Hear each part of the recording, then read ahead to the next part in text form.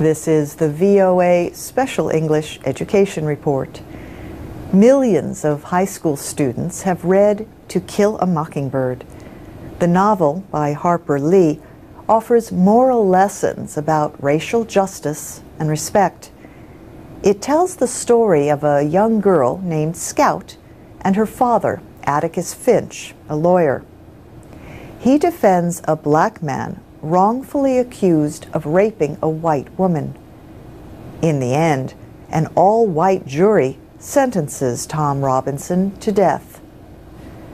The book is set in the American South in the 1930s, but it was published 50 years ago on July 11th, 1960. It came out as the civil rights movement in the United States was gaining strength. Laws and customs in the South, however, still kept blacks and whites mostly separated. A mockingbird is a kind of gray songbird. The book gets its title from something Atticus Finch was told in his childhood when his father gave him a gun. Atticus Finch says his father told him it was a sin to kill a mockingbird because they don't hurt anyone, they just make music. Melinda Bird Murphy is head of the Alabama Center for Literary Arts. She says the moral of the story is be kind to one another. Show human empathy and sympathy. Ms. Bird Murphy has read the book 4 times. She is a native of Harper Lee's hometown of Monroeville, Alabama. The author, who published only the one novel, is still alive, but rarely speaks publicly. Some people say To Kill a Mockingbird treats racism in a way that is simplistic, even offensive to blacks, and out of date in today's America. Still, it has been translated into more than 40 languages and has sold over 40 million copies. It won a Pulitzer Prize and is often required reading in high school. Gregory Peck won an Academy Award for playing Atticus Finch in the 1962 film version. The story takes place in a town that Harper Lee called Macomb, but she based the characters on real people she knew growing up.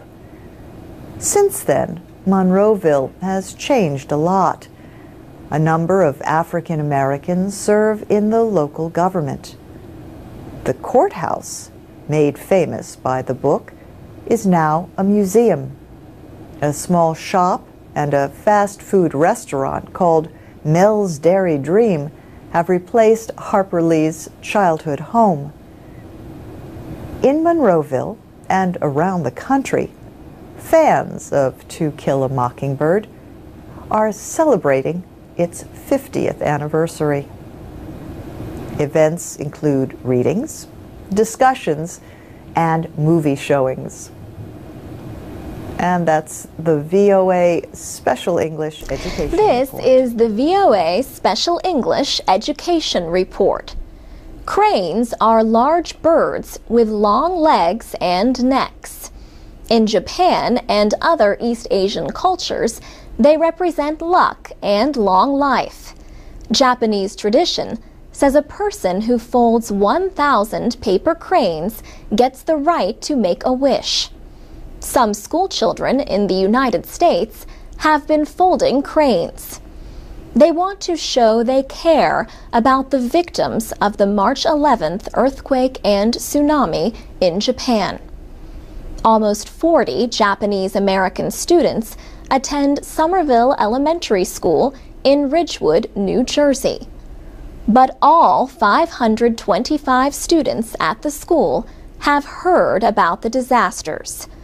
So they have decorated their school with paper origami cranes. Their wish is for a speedy recovery for for the Japanese people. Art teacher Samantha Stankiewicz says the activity gave students a way to express empathy for victims. She says, for children, the folding of the cranes has been a really positive way for them to feel like they're actively engaged.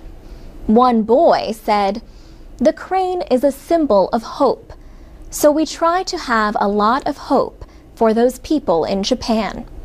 And a girl at the school said, "It makes me feel really happy that everyone's caring for another country." And that care was not just in the form of paper cranes. The school principal, Lorna Oates Santos, says children at Somerville Elementary raised about $2,000 for disaster relief agencies. The two agencies they chose were the American Red Cross and Save the Children.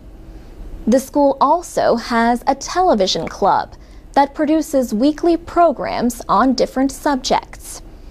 Fourth grade teacher Gabrielle King is the director of the club and says the students were involved in the school's efforts.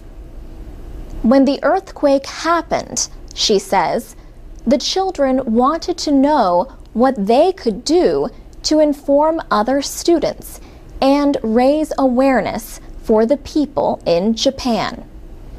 So they decided to do a show on the earthquake and to also make the origami cranes. Some American children have shown their feelings for the victims in Japan in other ways. Yasuhisa Kawamura is Japan's Deputy Consul General in New York. He says one young girl brought a painting she had made to the consulate. The painting showed the two countries, Japan and the United States, shaking hands over the ocean and saying, "We are with you." Mr. Kawamura said consulate staff members were very moved and touched by this young girl's expression. The East Asia program at Cornell University in the United States has a lesson plan and directions for folding origami cranes. You can find a link at voaspecialenglish.com. For VOA Special English, I'm Alex Villarreal with the VOA Special English Education Report. In November, the Institute of International Education in New York published its yearly report on international students in the United States. The report says more than 690,000 attended American colleges and universities during the last academic year. That number was a record high. It was an increase of 3% from the year before, but it was mainly the result of heavy growth from one country, China. China passed India as the top country sending students to the United States.